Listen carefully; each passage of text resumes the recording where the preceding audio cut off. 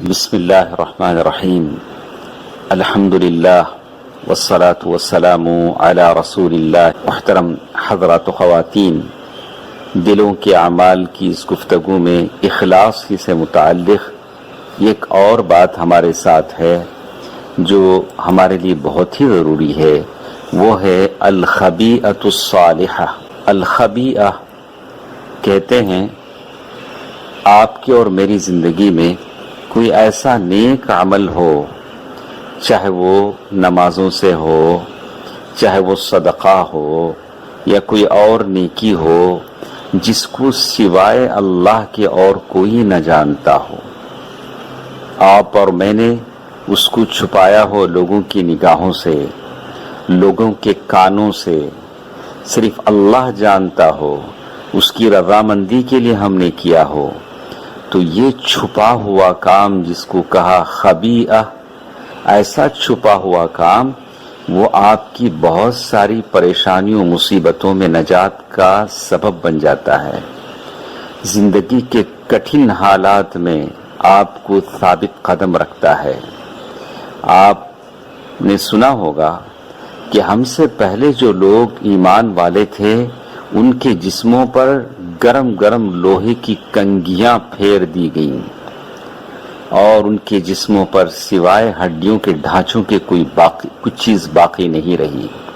لیکن اس کے باوجود وہ لوگ ثابت قدم رہے. اس کے عوض میں اللہ تبارک و تعالیٰ نے ان کے دلوں کو ایمان کے لیے کھول دیا.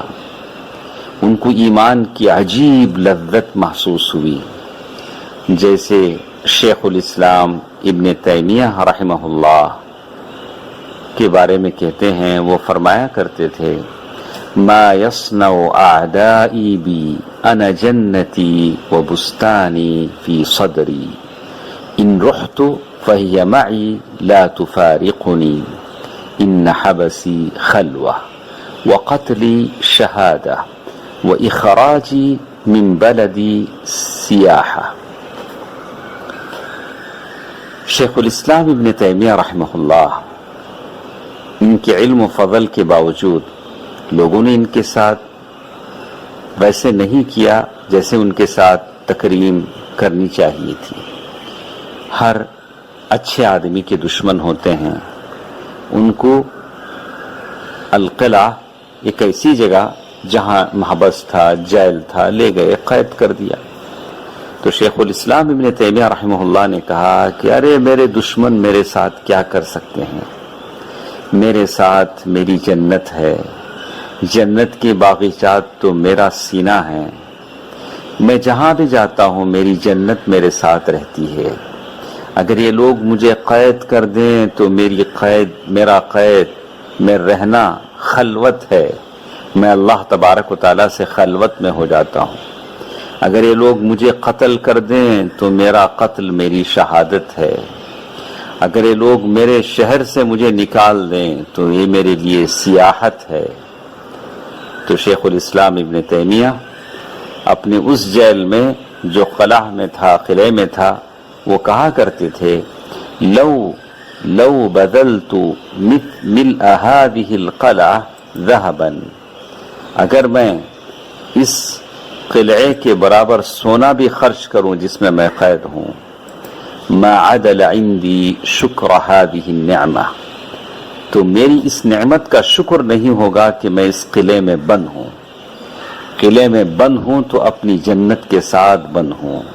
میری جنت میری ساتھ ہے. تو بالکل بندہ ظاہر میں کبھی دکھتا ہے کہ وہ بڑا نیک ہے، بڑا متقی ہے، یا لوگوں کو نیکی کی طرف بلانے والا ہے اور برائی سے روکنے والا ہے، اور اس کے بہت سارے نیک اعمال ہیں، لیکن اس کے پلے میں کوئی ایسی نیکی نہیں ہے جس کو وہ اللہ سے چھپا کے رکھا ہو. ایسے بہت سارے لوگ ہیں. آپ اور ہم آنکھ بند کر کے سوچیں کہ میری 40 سال 30 سال 25 سال 20 سال کی گزشتہ زندگی میں کوئی ایسا عمل ہے جس کو میں نے اور آپ نے صرف اللہ کے لیے کیا ہے، اس کا کسی کو نہیں پتا. اور وہ عمل ضروری نہیں کہ بہت بڑا ہی ہو، بالکل چھوٹا بھی ہو سکتا ہے، لیکن جب وہ آزمائے جائیں گے تو وہ عمل آپ کو ثابت قدم رکھ سکے گا، آپ کو ثابت قدم رکھے گا۔ اسی لیے عبداللہ بن داؤد الخریبی رحمہ اللہ کہتے ہیں کہ پہلے لوگ اپنا عمل چھپاتے تھے اور نیک عمل ایسا چھپاتے تھے کہ گھر کی بیوی کو بھی نہیں پتا ہوتا تھا۔ كانوا يستحبون ان يكون للرجل خبيئة من عمل صالح لا تعلم به زوجته ولا غيره، یعنی ایسا اپنا نیک عمل وہ چھپاتے تھے کہ گھر کی بیوی جو بہت سارے بھید کو جانتی ہے شوہر کے، اس کو بھی نہیں پتا ہوتا تھا۔ زبیر بن عوام رضی اللہ عنہ کہتے ہیں من استطاع منکم ان تکون له خبیئۃ من عمل صالح فلیفعل، جتنا ہو سکے اپنی زندگی میں اپنا کوئی عمل، نیک عمل چھپا کے رکھو تو چھپا کے رکھو، جتنا ہو سکے چھپا کے رکھو۔ نعیم بن حماد رحمہ اللہ کہتے ہیں سمعت ابن المبارک یقول، میں نے ابن المبارک کو یہ کہتے ہوئے سنا ما رأيت رجلا يرتفع مثل مالک بن انس، مالک بن انس کو اللہ نے جتنی بلندی دی ویسے میں نے کسی آدمی کو نہیں دیکھا، لیکن ان کی یہ بلندی، یہ رفعت، یہ چیزیں جو اللہ کی طرف سے عطا ہوئی مالک بن انس کو، بہت زیادہ نمازیں پڑھنے، بہت زیادہ روزہ رکھنے کی وجہ سے نہیں، الا ان تکون له سریرہ، مگر اس وجہ سے ان کو وہ بلندی حاصل ہوئی، ان کے پاس جو اعمال تھے وہ چھپے اعمال تھے، اللہ کے علاوہ کوئی جانتا نہیں تھا۔ تو یہ الخبیئۃ الصالحہ، آپ کی اور میری زندگی کا چھپا ہوا عمل، یہ اصل اخلاص ہے اور سچائی ہے، اور یہ ایسی صفت ہے، نیک عادت ہے جس پر صالح اور نیک مومن جمع ہوتے ہیں تو ان کی دل اللہ کی محبت اور خشیت سے بھر جاتے ہیں، وہ اللہ تبارک و تعالیٰ کی طرف متوجہ ہوتے ہیں، ان کو لوگوں کے آنکھوں کی، لوگوں کے دکھانے کی کوئی پرواہ نہیں ہوتی، وہ لوگ نہیں وہ بہت دور ہوتے ہیں ان باتوں سے کہ لوگ میرے عمل کو دیکھیں، میری تعریف کریں، وہ تو بس ایمان کے ماحول میں جیتے ہیں اور ان کو بس ایمان ان کی دلوں کو گھیرے میں ہوئے ہوتا ہے، ان کو کوئی واسطہ نہیں ہے کہ لوگ ان کے عمل کو دیکھیں، سرائیں، ان کو شہرت ملے یا ان کی لوگ تعریف کریں، ایسی ان چیزوں کی انہیں کوئی ضرورت نہیں ہوتی ہے۔ یہ آدمی کا عمل کو چھپانا اور اللہ تبارک و تعالی ہی کے لیے کرنا، یہ بندے کی زینت ہے اور اس کے آخرت کا توشہ ہے، اور اسی سے زندگی کے پریشانیاں اور مشکلات دور ہوتے ہیں، درجات بلند ہوتے ہیں اور گناہوں کا کفارہ بن جاتا ہے۔ اور وہ یہ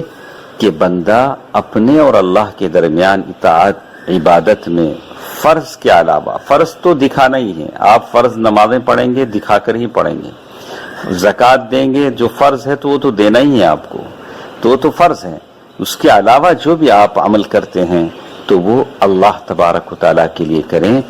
اور یہ وہ چیز ہے جس کو مومن کبھی نہیں کر سکے گا، جس کا ذکر اللہ تبارک و تعالیٰ نے قرآن مجید سورۃ البقرہ آیت نمبر 271 میں اللہ تبارک و تعالیٰ نے کہا